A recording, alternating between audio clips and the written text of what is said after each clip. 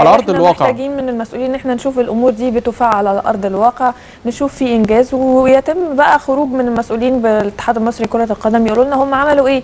يعني ما نبصش نلاقي نفسنا مزنوقين في 3-4 ايام قبل عوده الدوري ونقول لا احنا هنفتح حوار بكره قبل عوده الدوري بيوم ومستنيينهم يردوا علينا ومفيش حد بيرد علينا. لازم بقى طالما في خلاص دلوقتي في فتره واحنا مستنيين الحكم في القضيه يبقى في بعد المداوله. ايوه مداوله طويله. طبعا يعني لو تفتكر حضرتك دايما برضو بنقول دايما بيجي احنا عايزين دايما النهايه السعيده. النهايه السعيده في الابيض واسود، في الافلام الابيض واسود دايما البطل بيتجوز البطله. دي النهايه السعيده اللي احنا خدنا عليها واحنا صغيرين او قصيرين. لما كبرنا ما لقيناش دي النهايه السعيده. النهايه السعيده لما حد مثلا بيحصل له حاجه فالاسعاف بيجي او الشرطه. فاحيانا الاسعاف بيجي بعد ما الراجل يموت، واحيانا الشرطه بتيجي بعد ما الناس يخلصوا على بعض ومفيش حد وما يلاقيش حد اصلا يقبض عليه. فالنهايه السعيده اللي نتمنى اللي هي على ارض الواقع باذن الله ان الدوري يستأنف، ولان ده هيتعمل عليه او هيتبني عليه فاونديشنز حاجات كتيره جدا جدا لانشطه مختلفه. ويا رب المسؤولين يعني يخيبوا ظننا ويرجعوا المسابقه ان شاء الله. يا رب بنتمنى بس يكون في اطمئنان يعني عشان اللعيبه ما تبقاش عايزه تمشي والانديه ماسكه فيهم وحاسين انه بيتجنوا عليهم يعني. عايزه ابتدي معاك بمقال عن التحكيم بقلم رئيس تحريرنا ناصر صادق عندك في دنيا الملاعب.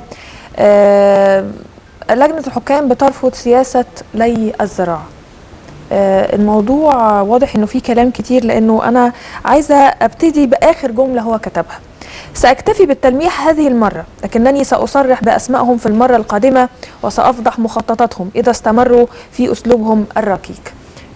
الكلام ده كله على إشارة لبعض الحكام المدللين كما أسماهم في السابق بيمارسون سياسة لي زراع لجنة الحكام الحالية بأخبار مسربة هنا وهناك تهاجم بعض رموز اللجنة. إيه رأيك في الكلام ده وتفاصيل الخبر؟ هو طبعا احنا عايزين نقول برضو الكابتن ناصر مبروك اللي هو تم اختياره عضو في تطوير لجنة الحكام باتحاد الكرة المصري، وده عشان هو طبعا حكم دولي سابق ومحاضر كمان حاليا دلوقتي في الاتحاد كرة القدم للجنة الحكام.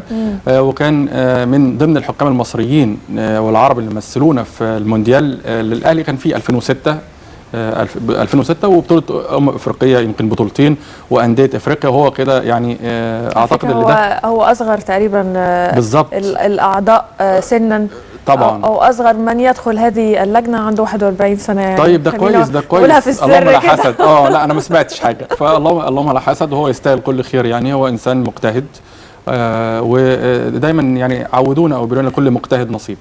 الموضوع بقى نرجع لمرجوعنا او المقال بتاع الكابتن ناصر ان هو في بعض الحكام بيتجامل اللي هم كانوا مرشحين للقائمه الدوليه، يقعدوا بقى يشيدوا برئيس لجنه الحكام وبالحكام الكبار والقدامى و مش عايز اقول اسامي يعني برضو، لان هو قال في الجمله الاخيره اللي عجبتني اللي هو العدد الجاي يعني حنفي هتنزل المره دي يعني ايه لو المره دي لو ما حدش يعني ولقد اعذر من ايوه بالظبط كده يعني ها المره دي خلاص يعني انتوا لو ما لميتوش الموضوع انا بقى هقول على ايه الاسامي. فطبعا اعتقد ان ده برضو اسلوب يعني ذوق جدا في كتابه المقال، اسلوب محترم لانه حتى ما ذكرش الاسامي، فلكن المره الجايه هيقول اسامي. بس لو هو ذكر تصريح لكابتن عصام عبد الفتاح. لا ما كابتن عصام ان هو قال ردا كابتن محمد عثمان اللي هو نائب رئيس لجنه الحكام. اعتقد الناس لما تيجي بيجاملوا وعايزين يتم تعيينهم في القائمه مثلا الدوليه او التحكيم او ياخدوا مباريات.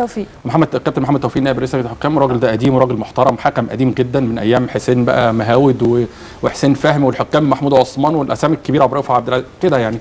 فطبعا لما يجي بيقلبوا بقى براكز بارادايم يعني. انا بشكر حضرتك دلوقتي واجي بعد طالع بره اقول دي وحشه، لا ده هتروح النار فما ينفعش. هتروح النار يعني هتروح النار عشان لابس احمر بس ده مش احمر. طيب. الصح هو اللي هيتعمل ومهما عملوا لن يلووا ذراع اللجنه. ده كان تصريح كابتن عصام عبد الفتاح. واضح انه يعني لا جد كابتن عصام جد راجل مهندس يعني، راجل في القوات الجويه وظابط عقيد مهندس وراجل ملتزم عنده منضبط وهو كمان عنده، هو شخصيته لطيفه كمان، يعني انا اتعاملت معاه كتير جدا في مواقف صعبه. ايوه بس اللطف ما يطمعش اللي قدامه. لا خالص، لا صحيح. هو قوي حازم. عايزه برضو اخد بعض الاخبار كده سريعا وتعقيبك عليهم. الاولمبيه بتبلغ الاتحادات بايقاف النشاط الرياضي يوم 1 فبراير باعتبار يوم الاول من فبراير عيدا للشهداء. بالظبط.